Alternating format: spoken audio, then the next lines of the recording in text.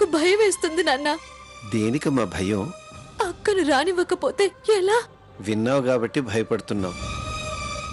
రేపు మీ అత్తగారు, స్వప్న వాళ్ళ అత్తగారు వాళ్ళు పెళ్ళి అయ్యాక రానివ్వకపోతే పెళ్ళి రద్దు చేసుకొని అక్కడి నుంచి ఇంటికి తెచ్చేసుకుంటావా? చెప్పమ్మా స్వర్ణ. నాన్న, ఆడపిల్లకి పెళ్లి చేసి అత్తారింటికి పంపాక వంశం మారిపోతుంది, ఇంటి పేరు మారిపోతుంది. ఆ వంశాన్ని వృద్ధి చేయాలనే కదమ్మా అందరం కోరుకుంటాం. పుట్టింటికి రాకపోకలుంటాయి కదా నాన్న. తెగదెంపులు చేసుకునే వాళ్ళు కూడా ఉన్నారు కదమ్మా. అక్కలా కాదు కదా. ఎక్కడో అమెరికా సంబంధానికి ఇచ్చామని అనుకుందాం. చూడమ్మా, అన్నవాడి ఎల్లకాలం ఉండదు, కన్నవాళ్ళు మేము శాశ్వతం కాదు. పెళ్ళైన తర్వాత అత్తారింట్లో ఆడపిల్ల ఆనందంగా ఉంటే చాలమ్మా. రాకపోకలదే ఉంది. నువ్వు అనవసరంగా భయపడకు, బాధపడకు. వెళ్ళమ్మా, వెళ్ళి పడుకో. స్వర్ణ, వాళ్ళు ఏమనుకోలేదు, నువ్వు ఏమీ వినలేదు, సరేనా? పదమ్మ వెళ్తాం.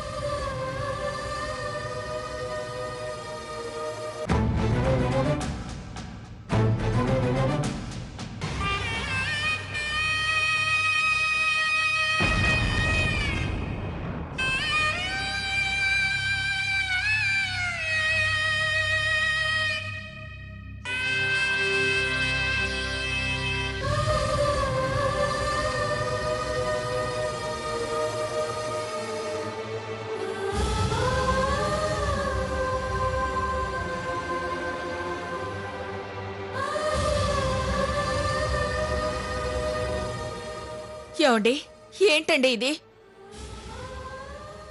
అంతా విని మరలా ఏమిటండి అని అడుగుతావే? ఇది సీతతో చెప్తుందేమో. ఎలాగండి? చెప్పదు. చెప్పొద్దని గట్టిగా మాట తీసుకోండి. చెప్పేదైతే దుఃఖం దిగుమింకోదే. దాని జీవితం పాడైపోతుందేమోనన్న భయం దానికుంది. ఇది చెప్పే మాటలు విన్నాక భయం వేస్తున్నా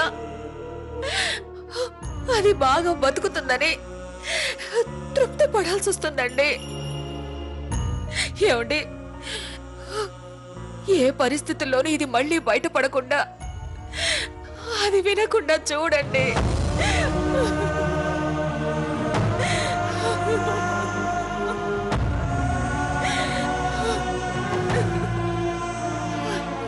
నా మాట విని స్వర్ణ దగ్గర ఒట్టు వేయించుకోండి. ఎక్కడ చిన్న పొరపాటు జరిగినా జీవితకాలం 3 కుంపట్లు గుండెల మీద పెట్టుకోవాల్సి వస్తుందండి.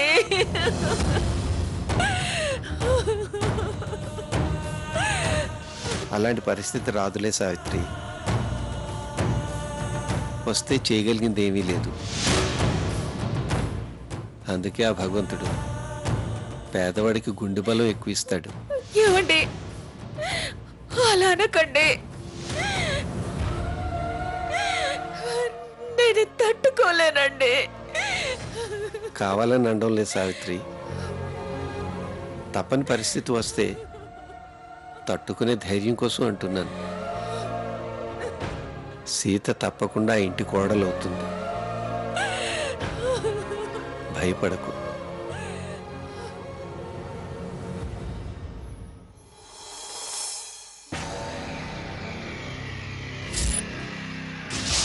రండి రండి బాబు రండి.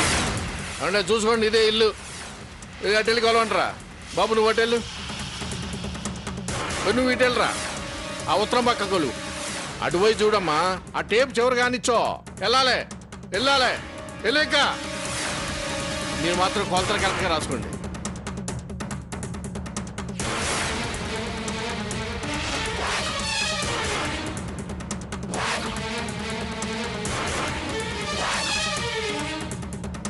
రాధాకృష్ణ, ఏంట్రా ఇది? నువ్వు నిలువగలు, నిలువుగా. బాబాయ్, ఎందుకు కొలుస్తున్నారు? దేనికయ్యా ఈ కొలతలు? లెక్క తప్పకుండా ఉంటా వదినా. కొలతలు ఏమిటి, లెక్క తప్పడం ఏమిటి? కొలత తప్పితే సదరపు గజాలు తగ్గుతాయి, గజాలు తగ్గితే డబ్బులు తగ్గుతాయి. అంటే అర్థం కాలేదా అన్నయ్య? నా వాటా లెక్క ప్రకారం అమ్ముకుంటున్నా. నీకు జాస్త భాగం దచ్చినాను వదిలేసి మిగతాది కొలతలు వేసుకుంటున్నా. ఇదిగో ఈయనే కొనే అయినా అక్కడ లెక్కలు ఎట్టినారు చూసుకో. తమ్ముడికి మెడికల్ సీట్ అని వాడి భవిష్యత్ అని మా పీకల మీద కూర్చొని 5 లక్షలు తీసుకువెళ్ళావు కదా బాబాయ్, మళ్ళీ అమ్ముతానంటావేంటి? అన్నాను కాదంటలేదమ్మా. అనుకున్నది అనుకున్నట్టు జరిగితే అమ్మకం వరకు వచ్చేవాడు కాదు. ముందు 5 లక్షలు అన్నా, కానీ ఆడు జనం ఒత్తిడి చూసి 15 చేశాడమ్మా. కట్టబోతే క్లాసు రానివ్వడు, సీట్ ఎవడు, మరి నేనేం చేయాలి? అందుకే ఈ ప్రయత్నానికి వచ్చా. 5 లక్షలంటేనే అంత ఇబ్బంది పడ్డారు, 15 లక్షలంటే మీ వల్ల కాదని ఈ ఏర్పాటుకు వచ్చా. అప్పుడు అడగగానే చేతిలో డబ్బులు పడ్డాయని మరలా లాగుదామనే దురుద్దేశంతో వచ్చినట్టుంది, అంతేనా? మిమ్మల్ని ఇబ్బంది పెట్టడం ఎందుకని నా ప్రయత్నంలో నేను వస్తే దురుద్దేశం అంటారా? నాకు ఆ ఉద్దేశం ఏమంటే పెద్దోడు అని నీకు 10 గజాలు ఎందుకు వదులుతానన్నయ్య? నీ కీడను వదిలేమో గాని ఇలా సడన్ గా వచ్చి అమ్ముకుంటానండం దుర్మార్గం రా. ఏమండి ఏంటా మాటలు? నా అవసరాన్ని మీరు దుర్మార్గం అనుకుంటే నేనేం చేయలేను. ఏంటి బాబాయ్, అప్పుడు డబ్బు అవసరం అంటేనే కదా నేను నానా కష్టాలు పడి డబ్బు తీసుకొచ్చిచ్చాను. నువ్వు కష్టపడ్డా ఫలితం దక్కింది, నాకు మరో దారి లేదమ్మా. అప్పుడు కూడా ఈ మాటే కదరా అన్నావు. ఆ కాలేజీ వాడు నా కొడుకు మొత్తం 15 లక్షలు కట్టకపోతే సీట్ ఏమని అన్నాడమ్మా. అందుకని ఇలా పరువు తీయడానికి వస్తావా? నా తిప్పలు నేను పడతా ఉంటే మీరు పరువు మర్యాద అంటారేంటి? నిశ్చితార్థానికి నువ్వు వచ్చావుగా రాధాకృష్ణ, పెళ్లిదాకా ఆగొచ్చు కదా. నేను ఆ కాలేజీ ఉండి టైం ఇవ్వని బతివులాడాను వదినా. వాడేమని అన్నాడు, నేనేం చేయాలి చెప్పు? ఇది చాలా అన్యాయం బాబాయ్. నువ్వు ఏమైనా అనుకోమ్మా, 10 రోజుల్లో 10 లక్షలు పట్టు రాపోతే ఆడి జీవితం నాశనం అయిపోతామ్మా. ఒరేయ్, నువ్వు ఇలా మొండికేసావంటే నేను కోర్టుకు వెళ్లాల్సి వస్తుంది. నువ్వు కోర్టుకెక్కి అడ్డం పడితే మేమంతా ఉరేసుకుని ఏలాడబడవలసి వస్తుంది. బాబాయ్ మాటలు అనవసరం అమ్మా, నాకు అడ్డుపడద్దు. చూడండి, మా కుటుంబ విషయాలు మీకు అనవసరం. ఏ గొడవలు లేవు, కాగితాలు పక్కాగా ఉన్నాయి. నా వాటా ఇది, దీనికి 3 పక్కల రోడ్డు వస్తుంది. రేటు తెంచేసుకుంటే రిజిస్ట్రేషన్ పెట్టేసుకుందాం. ప్లీజ్ బాబాయ్, మాకు కొంచెం టైం ఇవ్వు. చెప్పాను కదా మాకు కుదరదని. నాకున్నది 10 రోజులే. పోనీ ఆ 10 రోజులే ఆగు. చూసుకున్నారు కదా, కొలతలు అయితే ఇయ్యే. అలాగే. కాకపోతే ఆడకూతురు బాబాయ్ బాబాయ్ అని రిక్వెస్ట్ చేస్తుంది. రేటు తెంచుకుని ఉంచుకుందాం. సరే. ఆళ్ళు 10 లక్షలు ఇస్తే గొడవే లేదు. లేదనుకో సగం వాటా మీదే. ఓకే. రే రాధాకృష్ణ, ఎందుకురా ఇలా ప్రవర్తిస్తున్నావు? అన్నయ్య, నా ఇబ్బంది నాది, మీకు తప్పనిపిస్తే నాకేంటి? నేను తప్పని పరిస్థితుల్లో ఇలా చేయికి తప్పటం లేదు. వస్తా, రండిరా రండి.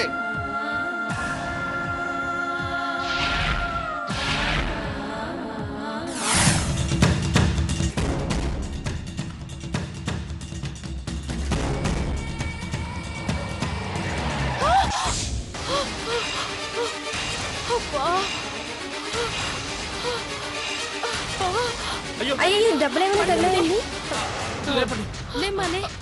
అయ్యో లేదు.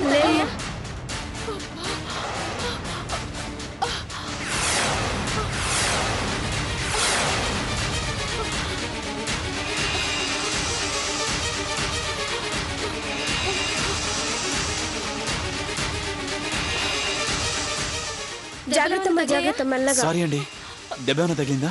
ఏమయ్యా కార్యక్రమంగానే కళ్ళు నెత్తికెక్కినాయా? ఆవిడ అదృష్టం బాగుంది, లేకపోతే ఏమయ్యేది? ఏమయ్యా, చూసి రావాలని తెలియదా నీకు? చూడవయ్యా ఆమెకి దెబ్బ తగిలినట్టుంది. అయ్యయ్యో అతన్నేమీ అనకండమ్మా, తప్పు నాదే. ఏదో ఆలోచిస్తూ సడన్ గా రోడ్డు పక్కన నడుచుకుంటూ వస్తున్నాను. అతను క్రాస్ చేయబోయాడు, నేను చూడలేదు. మీ తప్పేం లేదండి, మీరు వెళ్ళండి. అది కాదండి. నువ్వు వెళ్ళు బాబు.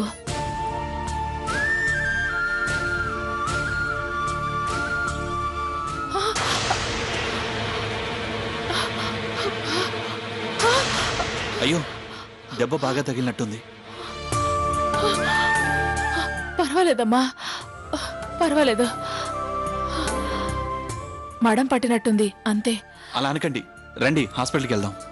పర్వాలేదు, అదే సర్దుకుంటుంది. పోనీ మా ఇంటికి వెళ్దాం రండి. కాసేపు రెస్ట్ తీసుకుని వెళ్దురు గాని. వద్దులేమ్మా. అలా అనకండి, నా తృప్తి కోసం కాసేపు రెస్ట్ తీసుకుని వెళ్దురు గాని. రండి మేడం, ప్లీజ్. మీరు వెళ్ళండమ్మా, చాలా థ్యాంక్స్. వెళ్ళండి.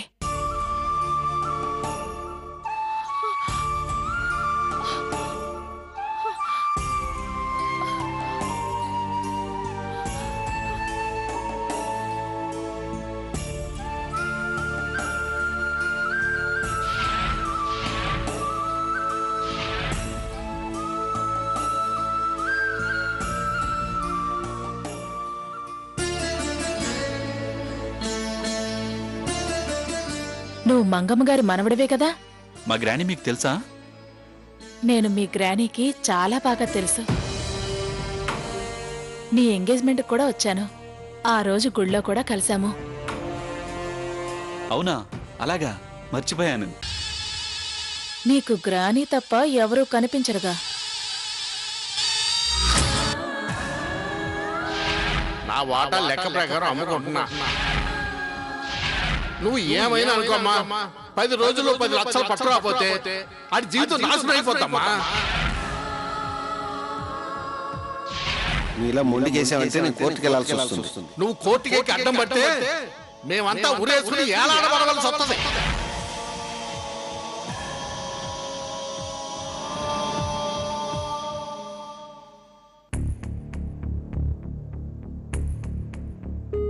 ఏంటిదా సీత? ఎంగేజ్మెంట్దా అయిపోయినది, హ్యాపీగా నువ్వు సాకేతుదా మాట్లాడుకుంటున్నారు. నువ్వుదా హల్వా తినిపించినావు, తనుదా గిఫ్ట్ ఇచ్చినాడు. మ్యారేజ్ డ్రీమ్స్ దా కనాలి కాని, బాగా హుషారుగా ఉండాలి కాని ఇలా డల్గా ఉన్నావేంటి?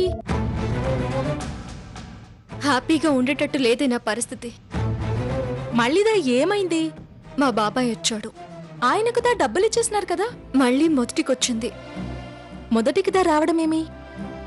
ఆ డబ్బు చాలదంట, ఇంకా 10 లక్షలు కావాలంటూ ఈవేళ. మా కుటుంబ పరిస్థితి నాకు తెలుసు. 10 రోజుల్లో 10 లక్షలంటే నేనెక్కడి నుంచి తీసుకురాగలనే? నాన్నకి నెత్తి మీద పిడుగు పడినట్టయింది. అసలేం చేయాలో అర్థం కావడం లేదు. 10 లక్షలుదా అంటే నిజంగా చాలా కష్టందా. మళ్ళీ ఈ విషయం ఆ మంగమ్మ గారికి తెలియకూడదు. తెలిస్తే ఏమంటుందోనని అందరం భయపడుతున్నాము. నాన్న కష్టపడి సంపాదించింది ఒక 2-3 లక్షలకి మించి ఉండదు. ఏదో కట్నం అడగని సంబంధం నాకు కుదిరింది, ఆ డబ్బు చెల్లెళ్ల పెళ్లికి ఉపయోగపడుతుందిలే అని బతుకుతున్నాము.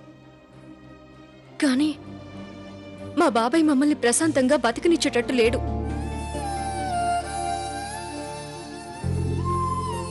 మీకు ప్రాపర్టీదా ఏమైనా ఉందా?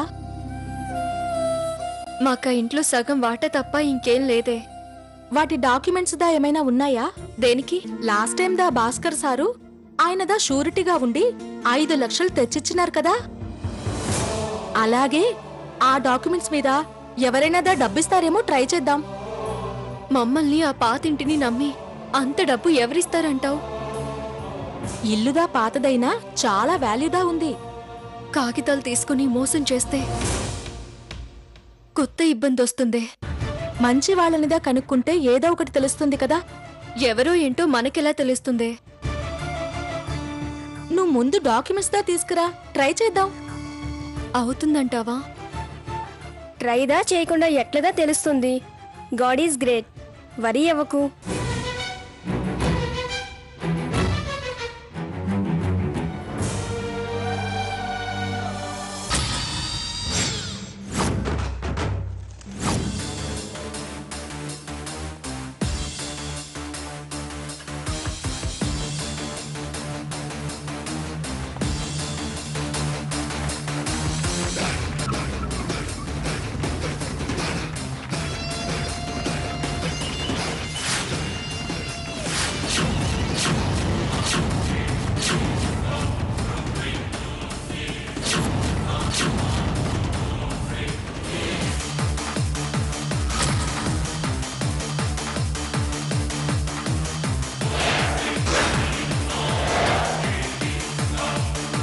వీడు దీన్ని వెంట పెట్టుకొస్తున్నాడేమిటి?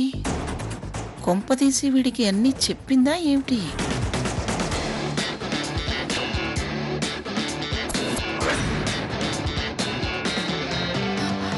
అయ్యో శారద గారు, రండి కూర్చోండి. కాలికేమైంది అలా కుట్టుతున్నారు? దీనికి దానికి ఎప్పుడు పరిచయం ఏర్పడింది? అది దీని సవితి అని దీనికి తెలుసా?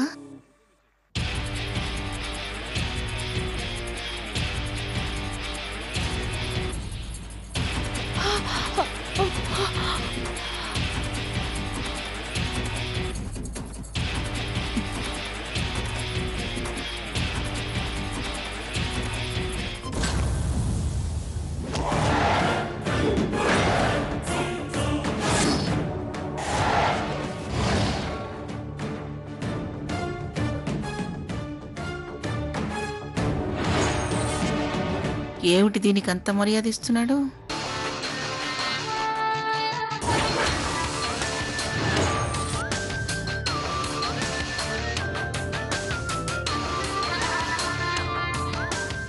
శారద గారు, కాఫీ తీసుకోండి.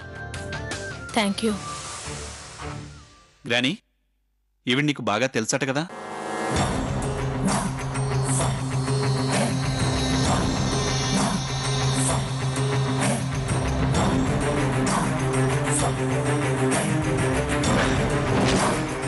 ఈవిడ దారిలో నా కారు తగిలి పడ్డారు.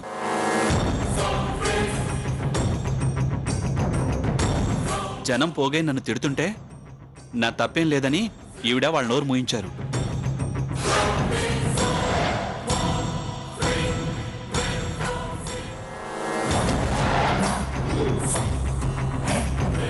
కాలు బెణికినట్టుంది. నడవలేకపోతుంటే కాసేపు రెస్ట్ తీసుకుందరు గాని అని నేను ఇంటికి తీసుకొచ్చాను.